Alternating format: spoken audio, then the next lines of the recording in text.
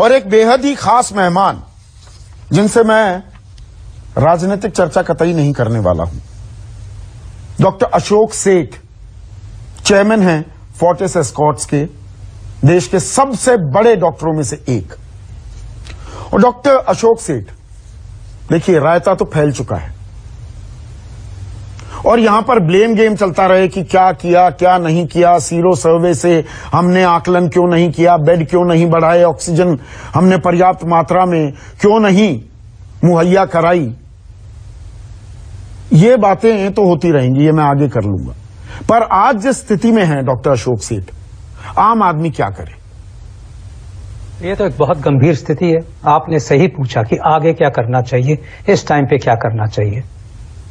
कैरलेसनेस और केयरलेस तो हर तरीके से हुई, इनफैक्ट पब्लिक से भी हुई, पॉलिटिशियंस ने भी सोचा कि, रेगुलेटर्स ने भी सोचा कि शायद ये चला गया है। बट आई थिंक जो सबसे अहम बात हुई है, जो कि हम भी नहीं एक्सपेक्ट कर रहे थे, और हम तो इस वायरस से लड़ रहे हैं right from the first case itself, front line health workers हैं।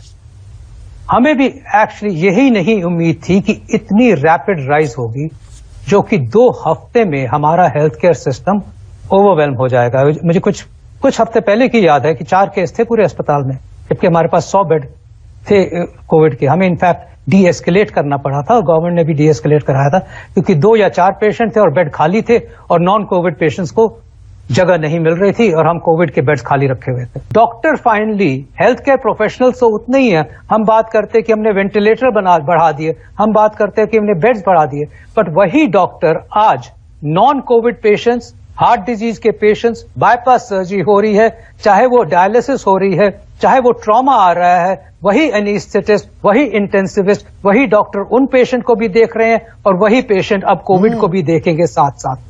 तो ये जो हम सोचते हैं कि डॉक्टर एक मशीन है जो कि पीपीई पहन के 12 से 24 घंटे भी काम कर लेगा और अगले दिन आके हार्ट सर्जरी भी करके पेशेंट को ठीक कर देगा, ये नामुमकिन है। आम आदमी को तो बता दिया जाता है कि आम आदमी ये करे। मेरा सवाल सर ये है, सरकारें क्या करें? एक सिस्टम नहीं बन सकता? हमारा डेटाबेस, सब कुछ तो है सरकार के पास कि एक सेंट्रलाइज सिस्टम हो।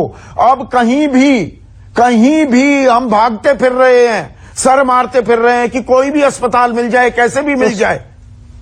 सॉल्यूशंस हैं, और सॉल्यूशंस क्लियरली हैं। देखिए, किसी भी पेशेंट को इधर से उधर भटकने की जरूरत कभी नहीं होनी चाहिए। 500 लोगों की हेल्पलाइन बहुत आसानी से बन सकती है। अगर आप कह रहे हो कि 100 बेड है, तो वो 100 बेड्स तो ऑक्यूपाई होने चाहिए।